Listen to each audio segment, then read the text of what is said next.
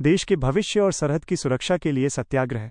16वें दिन सोनम वांगचुक की बिगड़ी तबीयत, अब कांग्रेस समेत पूरे विपक्ष के समर्थन की अपील।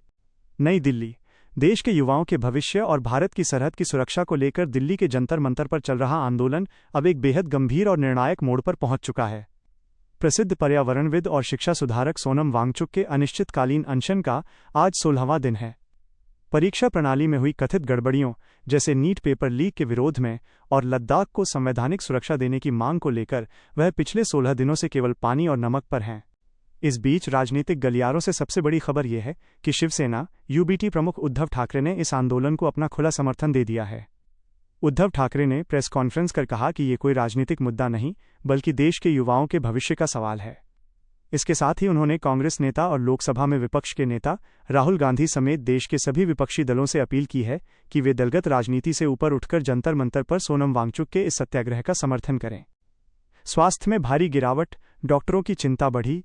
लगातार 16 दिनों से चल रहे इस कड़े उपवास का असर अब सोनम वांगचुक के शरीर पर साफ दिखने लगा है।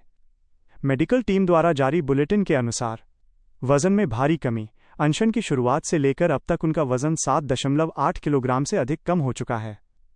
खतरे के निशान पर शुगर और बीपी। उनका ब्लड प्रेशर घटकर 104/66 मिलीमीटर Hg तक पहुंच गया है और शुगर लेवल लगातार नीचे बना हुआ है, जिससे उन्हें भयंकर कमजोरी और बोलने में दिक्कत हो रही है। हटाने पर चेतावनी।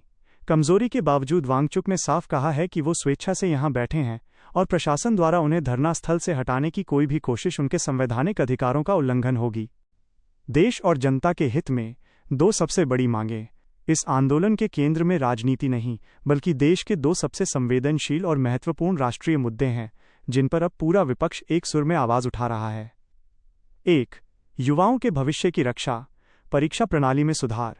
परीक्षाओं में हुई कथित अनियमितताओं की पूरी जवाबदेही तय करने और केंद्रीय शिक्षा मंत्री धर्मेंद्र प्रधान के इस्तीफे की मांग की जा रही है, ताकि करोड़ों ईमानदार छात्रों का भविष्य सुरक्षित हो सके।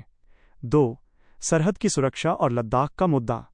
चीन की सीमा से सटे संवेदनशील लद्दाख के पर्यावरण, वहां के ग्लेशियरों और स्थानीय लोगों के लोकतांत्रिक अधिकारों की रक्षा के लिए उसे संविधान की 6ठी अनुसूची 6th शेड्यूल में शामिल करने की मांग प्रमुखता से उठाई जा रही है। 20 जुलाई का अल्टीमेटम और संसद मार्च। भले ही मुख्यधारा के कुछ बड़े माध्यमों पर इस खबर को अपेक्षित जगह न मिल रही हो, लेकिन सामाजिक और राजनीतिक हलकों में इसे लेकर भारी दबाव है। आम आदमी पार्टी, आप की नेता आतिशी, शिवसेना यूबीटी प्रमुख उद्धव ठाकरे, डीएमके सांसद कनिमोझी और अभिनेता प्रकाश राज सहित कई राजनीतिक व सामाजिक हस्तियां प्रदर्शनकारियों के साथ खड़े दिख रहे हैं।